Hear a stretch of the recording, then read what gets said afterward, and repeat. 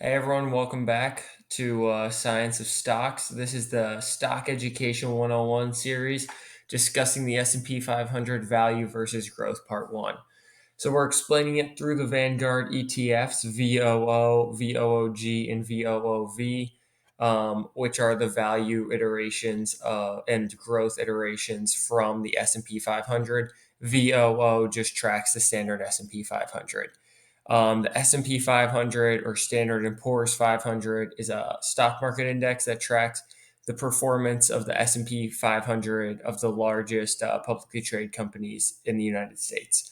So essentially, it's a benchmark as it tracks the large companies, and we're able to kind of use that as a snapshot for the overall health of the stock market. Stocks as a whole represent ownership shares in a company. And when you own a stock, you essentially own a small piece of that company. The value of the stocks can fluctuate based on a company's performance, investor sentiment, and broader economic factors. ETFs as a whole are diversified investments.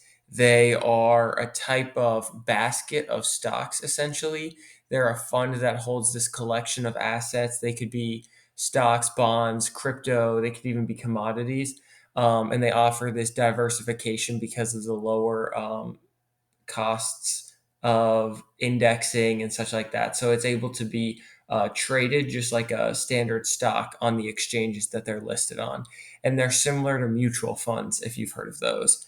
Um, for growth versus value investing specifically, which was what I'm trying to get to here. And this is just part one, so I'll discuss it more later in the other parts of the historical differences. But essentially, there's growth and value.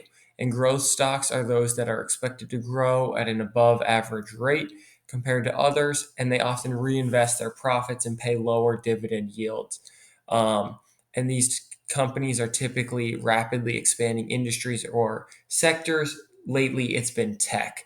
Value stocks are considered undervalued based on the fundamental analysis.